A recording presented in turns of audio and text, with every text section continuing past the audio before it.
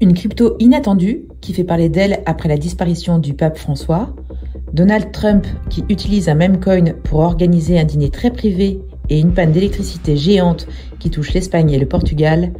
Bienvenue dans ce nouvel épisode de notre Hebdo Crypto, votre rendez-vous pour faire le tour de l'actu crypto en quelques minutes.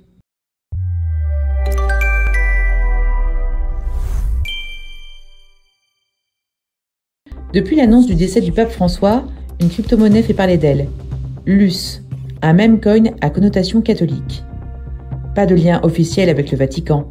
Luce s'inspire simplement d'une mascotte créée pour l'année sainte 2025.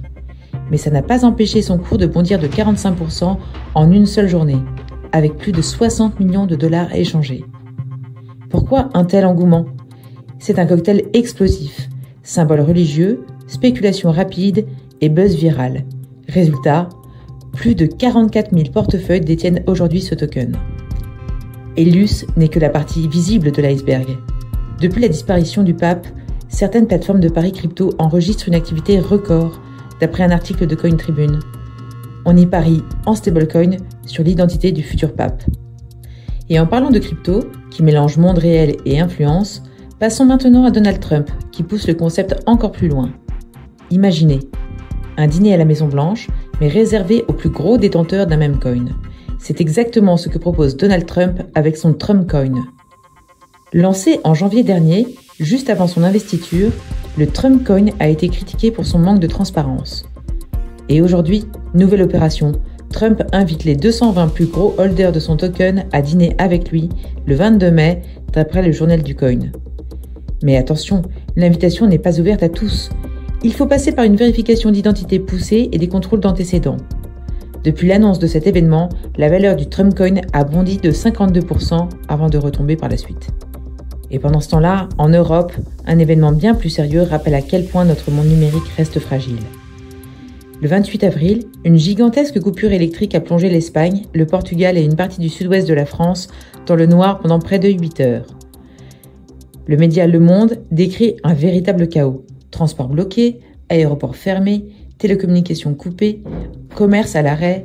Pedro Sánchez, le Premier ministre espagnol, évoque une forte oscillation du réseau européen sans écarter aucune hypothèse. BFM TV précise que la France a envoyé jusqu'à 2000 MW d'électricité en renfort, équivalent à 2 réacteurs nucléaires. Malgré un retour à la normale mardi matin, l'événement expose la vulnérabilité des infrastructures critiques face à une panne systémique. Si aucun média ne mentionne explicitement les crypto-monnaies, la dépendance du Bitcoin à l'électricité, via le minage, pourrait alimenter les craintes des investisseurs. Une telle panne, en rappelant les risques de dépendance énergétique et de centralisation géographique des mineurs, soulève des questions sur la résilience des blockchains en cas de crise majeure. Les blackouts régionaux, bien que localisés, illustrent un défi structurel pour les actifs numériques dont la sécurité repose sur un accès constant à l'énergie.